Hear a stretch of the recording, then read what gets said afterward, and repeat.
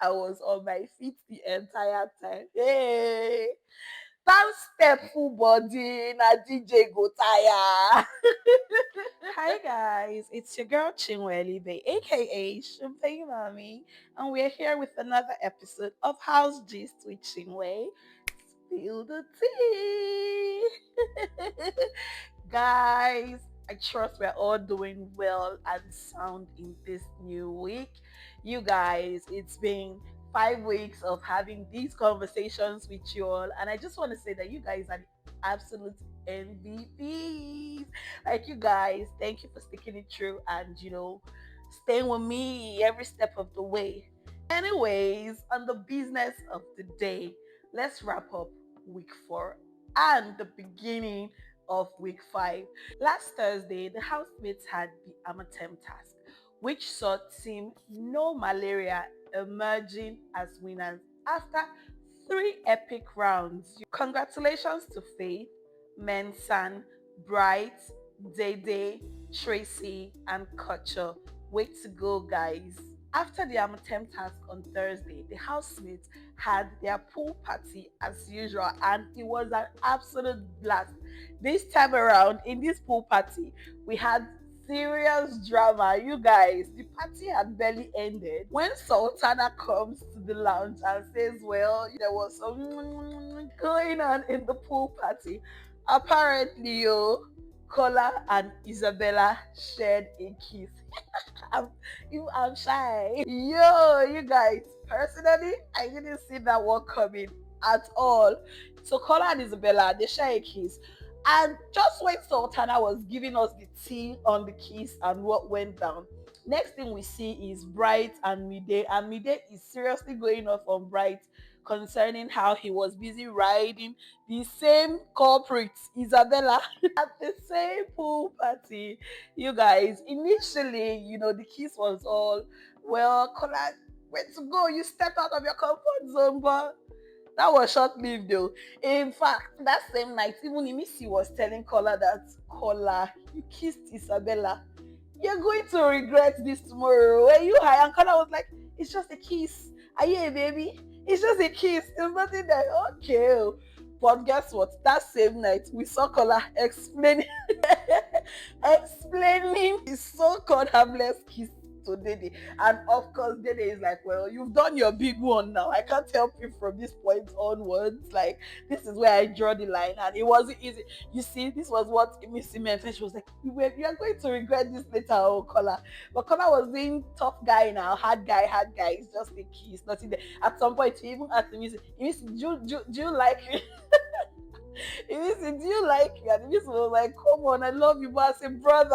Oh my god, that kiss shook the house on Thursday night. On Friday, Kola still went on explaining the same kiss. And then is just like, it's your like it's your prerogative at this point, really. You've laid your bed, lie on it the way you laid on it at this point now.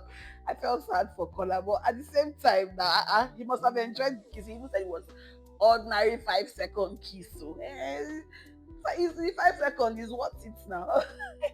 And it's not worth it. It's worth it, Charlie.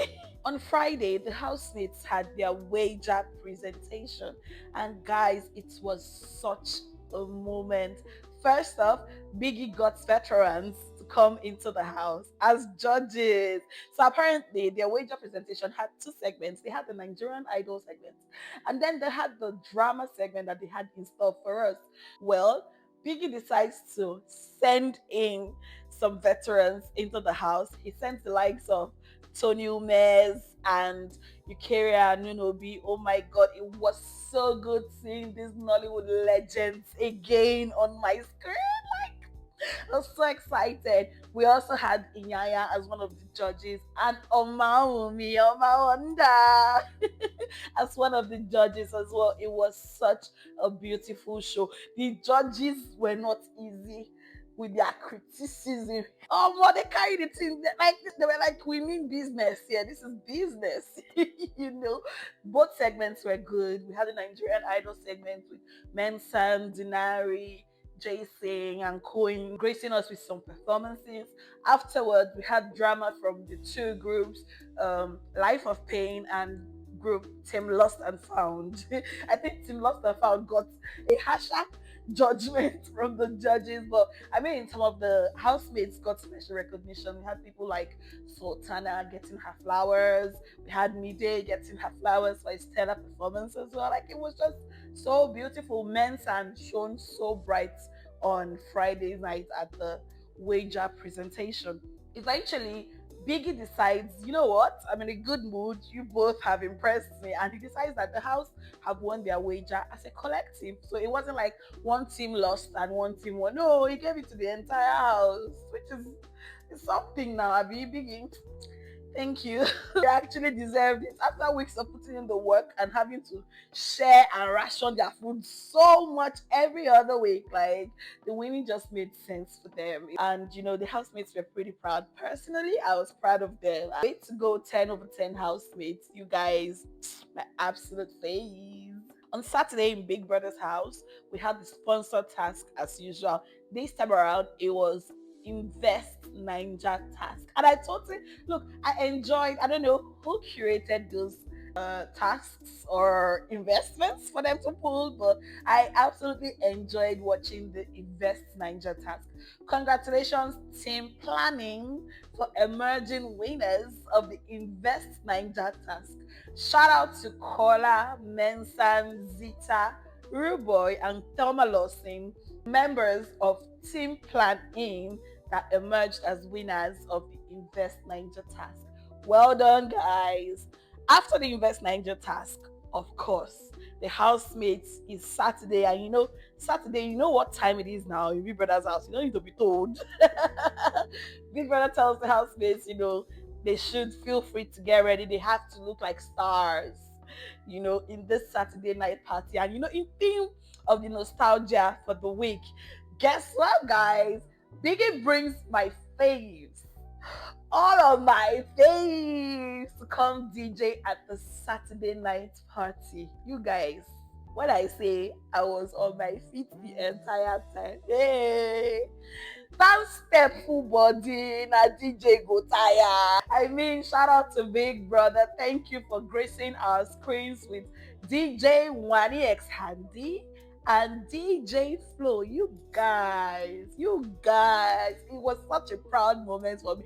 I'm like, see my girls, oh, look at my girl is doing the thing. Well done.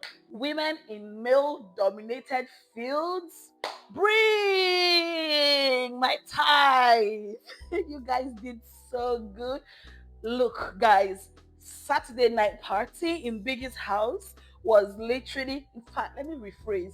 Week 4 Saturday night party was literally the latest party we have had this season.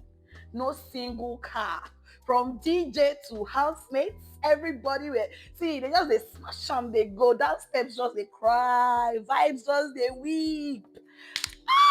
He hungry me today that house that night. I wouldn't even lie to you. I absolutely enjoyed their party, but nothing prepared me for the Saturday night after party. Hey, wait. I don't know what was in that smile of they drank, but I guarantee you, whatever was in that smile of audacity was the key ingredient. Hey. Okay, so at first, he started with Dede motivating Jason, aspire to perspire to Maguire. I was like, what is this motivation I am seeing here, So apparently, Dede speaks with Jason, tells him he's been a bit off his game lately, and just motivates him to do better and all of that. And Dede and Jason were having their conversation. Then I saw Big Soso and Mide having a conversation as well. Just a few a few walks away from Dede and Jason. But you guys, you wouldn't even believe the conversation these people were having. Apparently, Big Soso said she wants to go and confront Dede, that she has issues with it. Mide was even like, this is not your business. Issues that what? Like, the people that she called fishes, they are her people. They were woman. Matter tire me. Eh? They are your people. Okay. The day was even like, but they're happy where these fishes, they're happy where they are.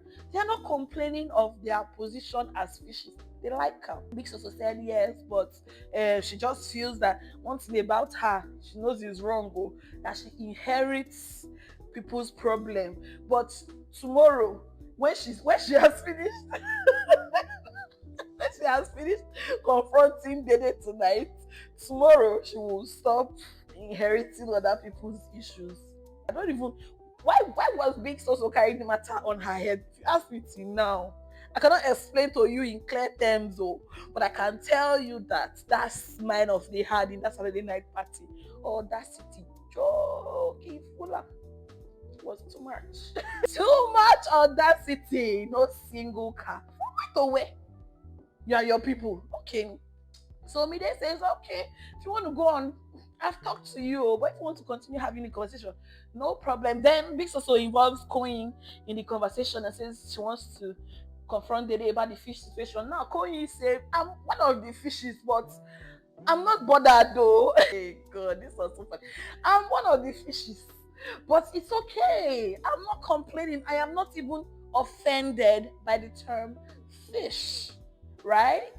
So now this was Big Soso's cue to, just back off the whole situation. But Big Soso says that she is still gonna go have the conversation with her. That because you people are my people. That okay, see now, Sultana here, she's my sister in this house. Sultana has been waiting to talk to Jason J. Then they carried this boy for hours. I has been talking to him for more than 1 hour. Can she not talk to him small and go so that Sultana can go and talk to him? So, hey, Chukuna, the drama. So camera pans to the dressing room, and then we see Mide briefing Dede of what Big Soso is coming to tell her upstairs. Now Dede goes, wow, Chukunde. Every rat, cockroach, house flies, I said fly, toilet fly, has an opinion. Dede says, she's a handful. Dede says, okay, that she's waiting for her to come and talk to her now, since she must talk to her by force. She's there waiting for her.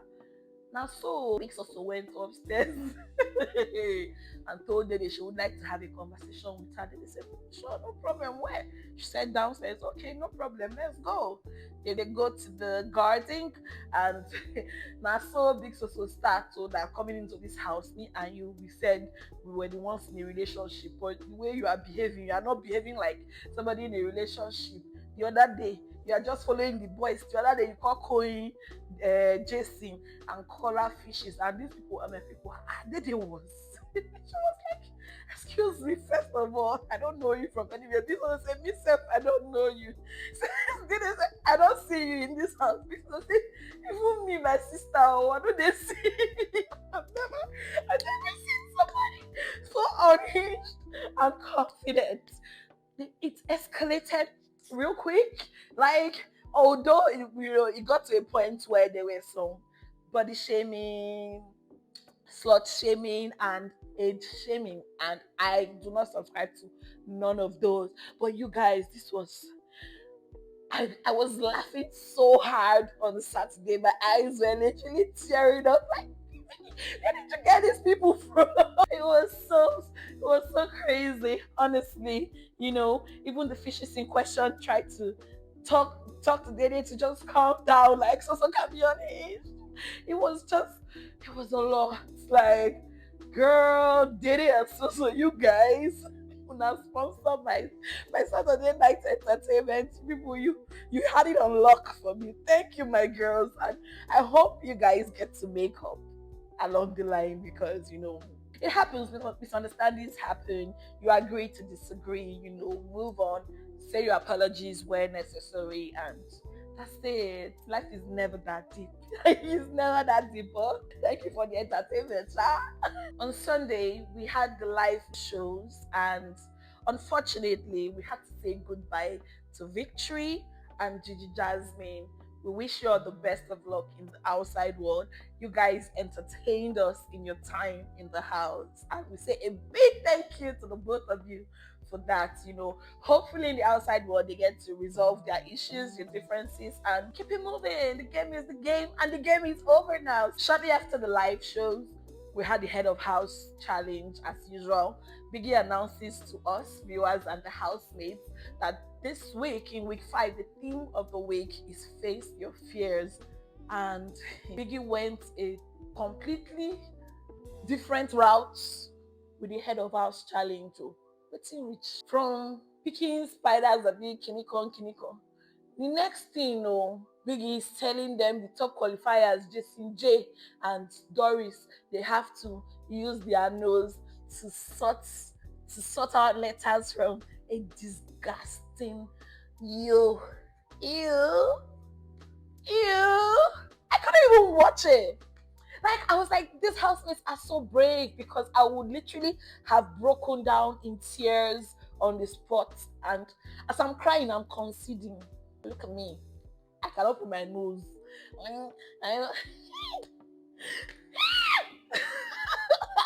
Inside that thing that looks like baby shit. Big brother, Sha, you do this one, no? Hey? Like, Jason J and Doris, you guys were so brave. See, well done, you guys. You did that. And they were playing, and I was like, so wait, they're going to do all of this? And tomorrow, somebody is not going to come and challenge them, or whoever wins, come and challenge the person and say, challenger now. You might lose your H. And come on, Biggie should have just tweaked the rules a bit this week. Now, don't you think so? Or save that kind of trauma for the HOH challenger if we're even keeping it back. You know what I mean, Biggie? Like, haba. Well, Jason J emerges winner eventually and picks Coin as his house guest, which was a very unusual pick, unexpected pick as well. But he picks Coin as his house guest as opposed to Sultana that I expected him to pick. But he had a pretty good explanation for that. He said he could not resist having Sultana in the same room with him because he has a babe outside of the game. Well, since it's a week of facing your fears, maybe he should have faced his fears and carried Sultana now to the head of house lounge with him. Or maybe Sultana herself should face her fear and fear that guy, because he reached to fear men. Sultana, Jason J should be your fear man, my girl. Light-hearted, Jason J picks Coin as house guest in the head of house lounge. Mide is house snail for the week, and she's required to wear a witch hat and carry a snail shell on her back. And she picks a punishment for house snail, and she picks toilet duties as her punishment for house snail. 80 million, no easy. 10 over 10 housemates. Now try you boo. You have worked for this money, honestly. Well, after the head of house challenge on Sunday night, the housemates go back into the house, and it was drama. I don't know if it's because Mensan won most influential housemate for the week, but then again, it's the housemates that voted the most influential. So how you gonna be mad after you picked him to be your most influential? Well, it could also be pent up anger, because to be fair, Ivata has been complaining steady about the Mensan. Now she goes off on Mensan in the kitchen after the head of house challenge. They're in the kitchen trying to make their meal for dinner. Mensan is with Bright by the sink doing the dishes, and he's having a conversation with Bright, which Ivata happens to overhear, and he was discussing Ivata with Bright. And at that point, Ivata just goes off like, you can't be talking about me every single time. You talk to everybody about me but me. Even when she was still going off on him concerning talking about her, Mensan still did not answer her, but he still went to the dining afterwards to still go and discuss her with Culture and Tracy. And even Joanna had to tell him, like, why were you not saying it to her when she was here in the kitchen just now? So in the kitchen they go off. Evata made a couple of allegations, which I do not subscribe to, because if I tell you something in confidence as a friend, I expect you, even under duress, to keep it to yourself. Now quarrel with quarrel. We know it's just a fight. We just quarreled. That does not mean you should not trash everything. Avatar really opened his nash, said it was the pardon my French, said he was the one stealing their towels, said a couple of things. He said stuff about me. They like it wasn't nice. That wasn't the right card to pull. Even though she was frustrated, I feel like she could have handled it a little more differently, And Mensan was really having a tough night that Sunday. So at some point, we don't know how it started, but according to what he said, he was trying to let off steam and smashed a plate in the kitchen. The shards of the plate he smashed spread towards Joanna and bruised her a bit on her leg. Joanna now goes off and says she has had an accident and that leg was affected, and that is her office as a model. And he's trying to unalive her. This is how space. One thing about them, they are very dramatic. She's trying to unalive her and all of that. She goes off for Mensan, and it was just a lot. Mensan did not even sleep in the room that night. He slept in the couch in the sitting room. At some point, I was feeling sorry for him. On Monday comes, they got their HOH challenger. Jason J was given the honors of picking his challengers. He picked Coin, Dede, Ruboy, Culture, Bright Morgan. They played the first round, and Jason, Culture, and Ruboy qualifies for the second round, which saw Ruboy emerging as head of house for week 5. Even me, I didn't see that coming from house still to head of house.